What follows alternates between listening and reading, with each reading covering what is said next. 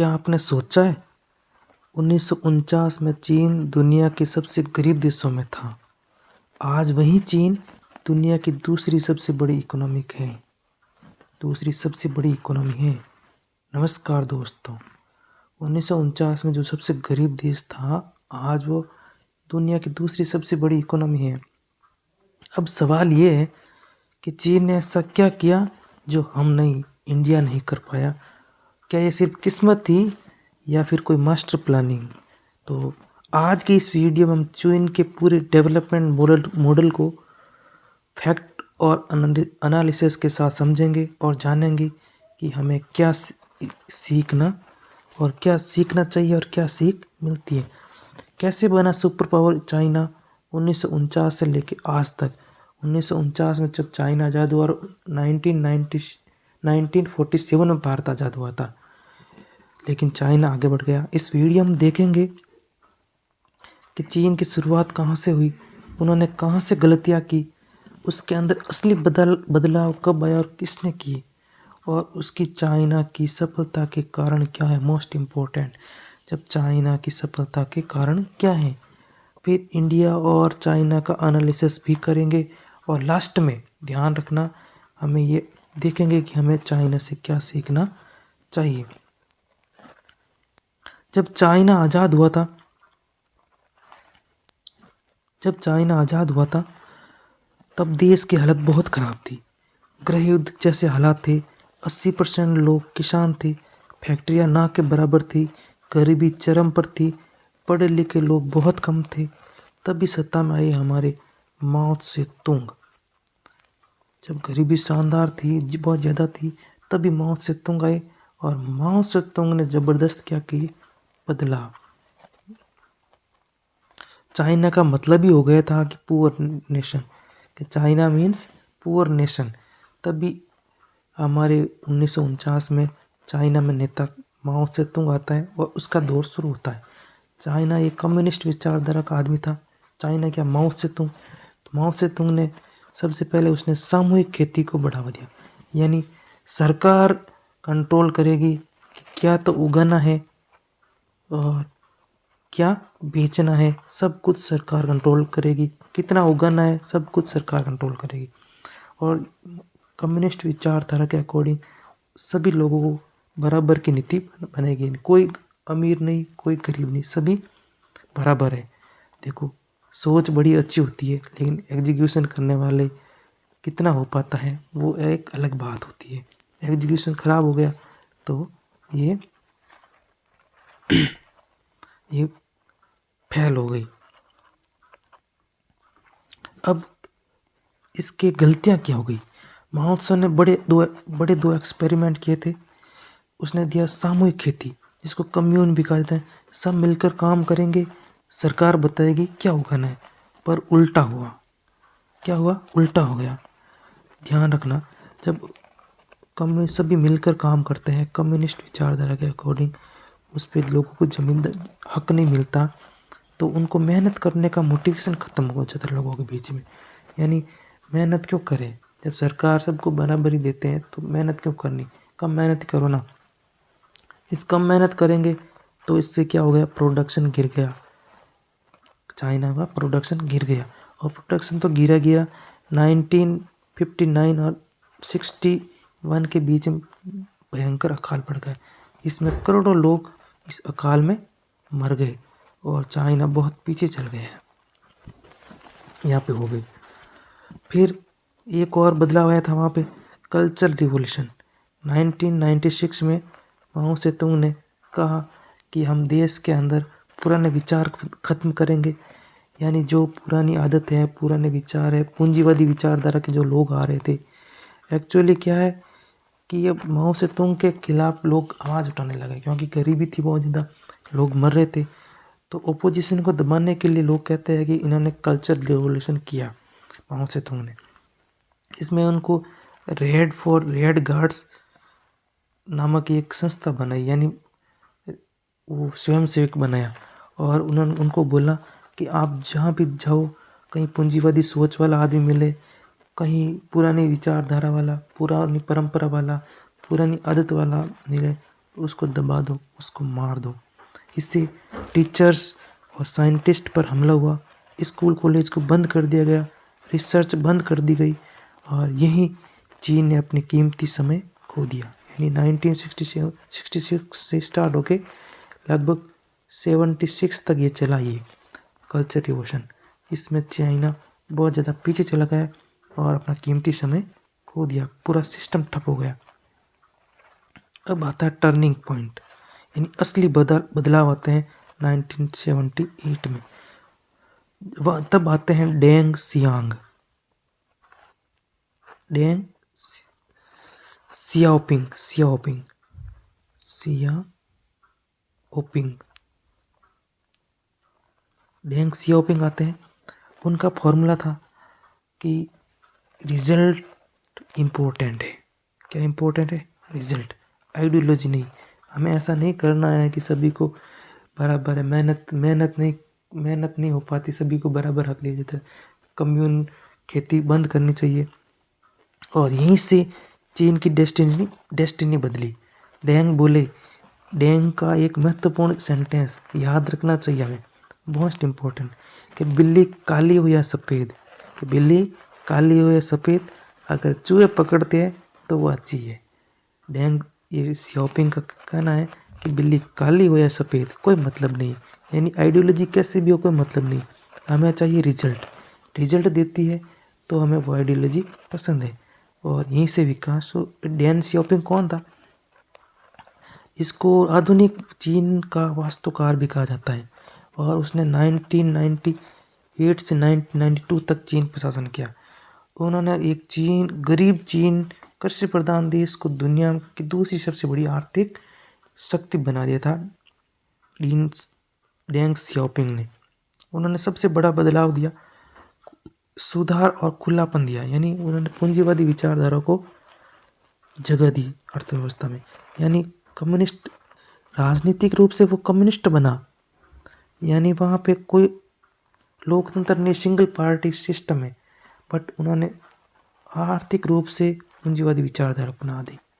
इसलिए जो चाइना की है वो कम्युनिस्ट और पूंजीवादी के बीच की मध्यम देश माना जाता है। उन्होंने क्या किया? प्राइवेटाइजेशन बिजनेस अलाउ कर दिए। उन्होंने बाजार समाजवाद की शुरुआत की, जिसमें साम्यवादी शासन के तहत शासन कौन सा होगा? साम्यवादी शासन। और पूंजीवादी तरीकों को अपनाया। शासन तो उसने साम्यवादी रखा, लेकिन पूंजीवादी तरीकों को अपनाया कि उनका प्रसिद्ध कथन है, बिल्ली काली हो या सफ़ेद, इससे फर्क नहीं पड़ता, बशर्ते वह चूहे पकड़े। उन्होंने फॉरेन कंपनीज को बुलाया, स्पेशल इकोनॉमिक जोन बने, टैक्स में छूट दी और रूल्स बड़े आसान बने। उन्होंने कृषि में भी क्रांति कर दी थी। पहले कम्यून सिस्टम था, यानी सभी मिलकर खेती करते थे, इसको ख़त्म कर दे, घरेलू जिम्मेदारी प्रणाली अपने की, यानी लोगों को खेत बांट दिए गए तो लोगों ने अपने अपने खेत के हिसाब से अच्छी मेहनत करना शुरू किया। इससे उत्पादकता बढ़ गई। चाइना में किसानों को अपनी ज़मीन पर खेती करने और अतिरिक्त उपज को बाजार में बेचकर मुनाफा कमाने की आज़ादी दी गई। और उसने 4 आधुनिकीकरण किए। कृषि में आधुनिकीकरण किया, उद्योग में किया, विज्ञान और प्रौद्योगिकी में और रक्षा के अंदर। 4 बड़े डेंग सियाओपिंग ने। फिर एक शहर बसा दिया था, स्पेशल आर्थिक जोन क्षेत्र, यानी एक ऐसा शहर शेंजन बसा लिया जो सिर्फ एक्सपोर्ट के लिए बनेगा, वैश्विक विनिर्माण केंद्र बन गया, जो सिर्फ स्पेशल इकोनॉमिक जोन और एक ऐसी लोगों के बीच में विचारधारा बनाई गई कि सामान बनाओ और डॉलर कमाओ। सेन जियाओपिंग ने बोला कि सामान बनाओ और डॉलर कमाओ, ऐसी विचारधारा को अपनाओ। और एक शानदार पॉलिसी अपने कि चाइना की लगातार जनसंख्या बढ़ रही थी, तो सेन जियाओपिंग ने कहा कि 1 चाइल्ड पॉलिसी, जनसंख्या विस्फोट को रोकने के लिए 1980 के दशक में एक बच्चा नीति लागू की थी। और क्या सुधार किए? इसने विदेश नीति और कूटनीति में बड़ा बदलाव किया। उन्होंने पश्चिम देशों के साथ व्यापारिक संबंध सुधारे जो पहले ऐसे कम्युनिस्ट विचारधाराओं के अंतर्गत नहीं था। यानी उस टाइम सिर्फ सोवियत रूस के साथ ही संबंध बना के रखा था। हांगकांग व मकाऊ के वापसी के लिए हांगकांग अभी भी बड़ा मुद्दा बना हुआ है चाइना में। चाइना के लिए वो बड़ा सिरदर्द बना हुआ है और दुनिया के देशों को बोला कि वो देश एक है लेकिन प्रणाली दो है। चाइना के लिए देश एक ही है लेकिन प्रणाली दो है। और सी डेंग जियाओपिंग ने क्या किया, अब राजनीतिक नियंत्रण उसने अच्छा किया। आर्थिक सुधारों के बावजूद उन्होंने राजनीतिक सत्ता पर कम्युनिस्ट पार्टी कमजोर नहीं होने दी। यानी राजनीतिक रूप से वो कम्युनिस्ट विचारधारा का पार्टी आदमी बना रहा। आर्थिक सुधार उन्होंने पूंजीवादी तरीके से कर दिया था। फिर 1918 में तियानमेन स्क्वायर में लोकतंत्र समर्थक प्रदर्शनों को उन्होंने सेना के जरिए शक्ति से कुचल दिया। यानी 1989 में उन्होंने तियानमेन स्क्वायर के लोकतंत्र समर्थकों को बड़ी बारीकी से कुचल दिया था।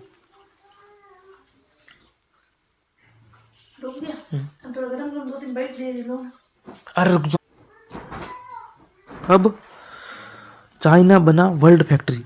अब चीन ने फोकस किया मैन्युफैक्चरिंग पर। सस्ता मजदूर, वहाँ ज़्यादा आबादी थी तो थी, और उसको फिर गवर्नमेंट सपोर्ट दिया गया और कहा गया कि 24/7 प्रोडक्शन किया जाए चाइना के अंदर और एक्सपोर्ट करो, डॉलर कमाओ।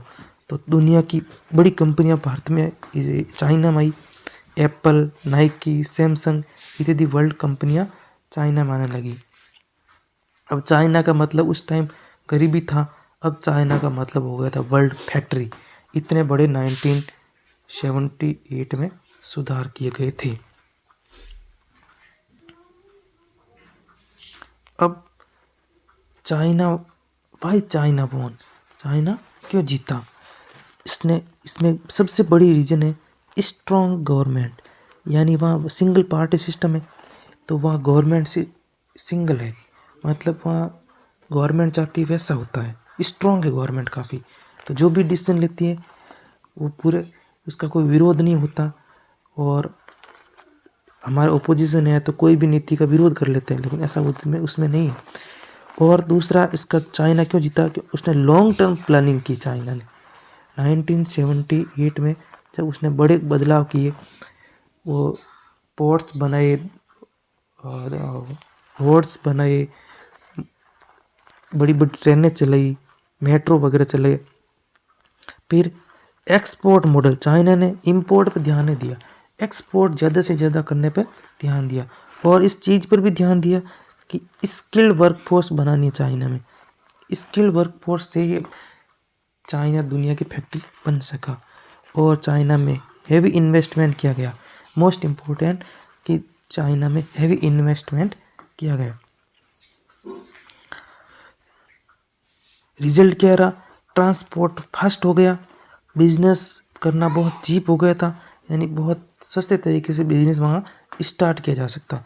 रोड बन गए, ट्रांसपोर्ट अच्छा बन गया, तो इसलिए लॉजिस्टिक स्ट्रॉन्ग हो गया। वहाँ पे सामान को इधर उधर लाना बड़ा सस्ता और स्ट्रॉन्ग सिस्टम बन गया था।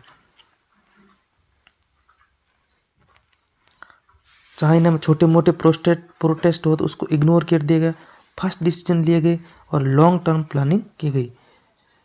अब एजुकेशन और स्किल, एजुकेशन में इंजीनियर, साइंटिस्ट, स्किल ट्रेनिंग पे बड़ा ध्यान दिया गया।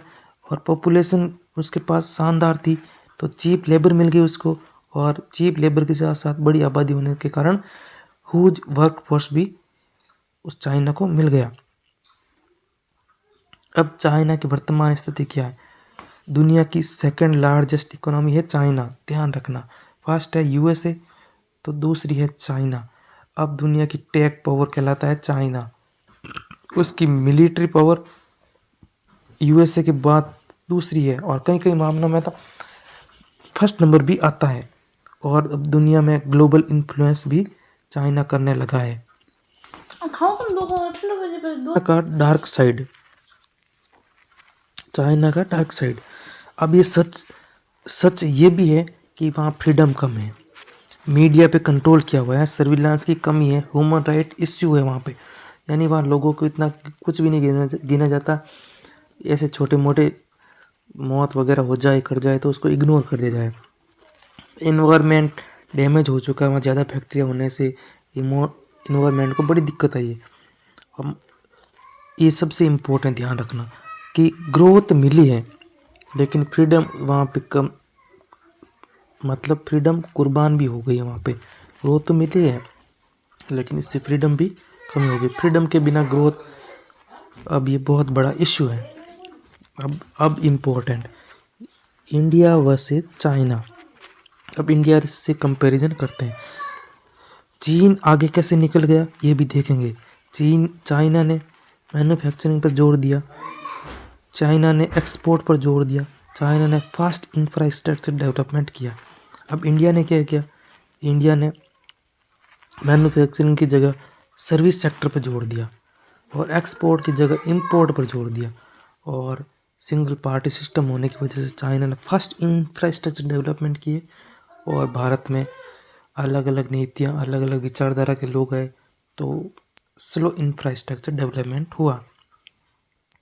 अब डेमोग्राफी है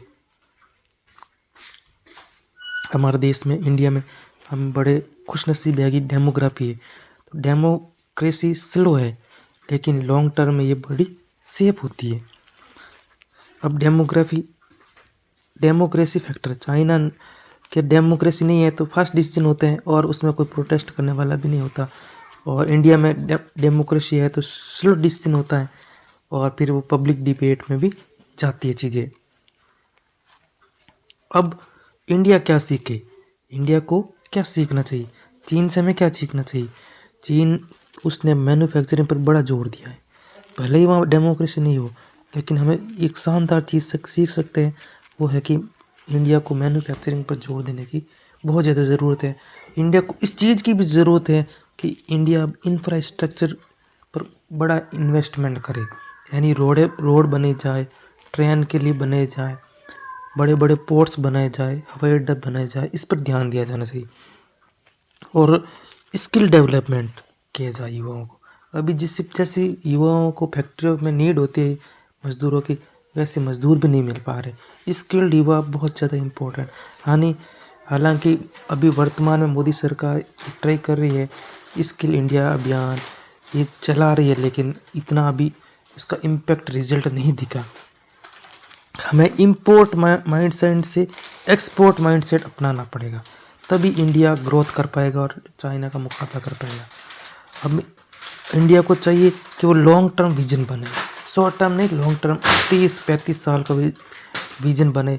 जब जैसे कभी मोदी ने बनाया कि 1947 में 1930 ऐसे कुछ बड़े के साथ साथ छोटे भी बनाने बहुत ज़्यादा है। अब चाइना का फ्यूचर क्या है? चाइना के पास बड़े बड़े चैलेंज भी है। यूएसए ट्रेड वॉर है उसके पास, इकोनॉमी उसकी स्लो डाउन हो रही है, पॉपुलेशन बूढ़ी हो चुकी है और उसके डेट प्रॉब्लम भी बड़ी दिक्कत का सामना करना पड़ा है चाइना को। ये बड़ी दिक्कत है। कंक्लूजन, चीन की सक्सेस एक्सीडेंटल नहीं हुई है, ये बड़ी 40 सालों की प्लानिंग है, इसकी वजह से ये पॉसिबल है। सवाल ये नहीं है कि चीन क्या कर पाया, सवाल ये है कि हम क्या सीखेंगे इससे, चाइना से। ये बड़ा इम्पोर्टेंट है। अगर आपको एनालिसिस पसंद आया है तो वीडियो को लाइक करें, सब्सक्राइब करें और कमेंट में ज़रूर बताएं। तब तक के लिए थैंक यू, बाय बाय।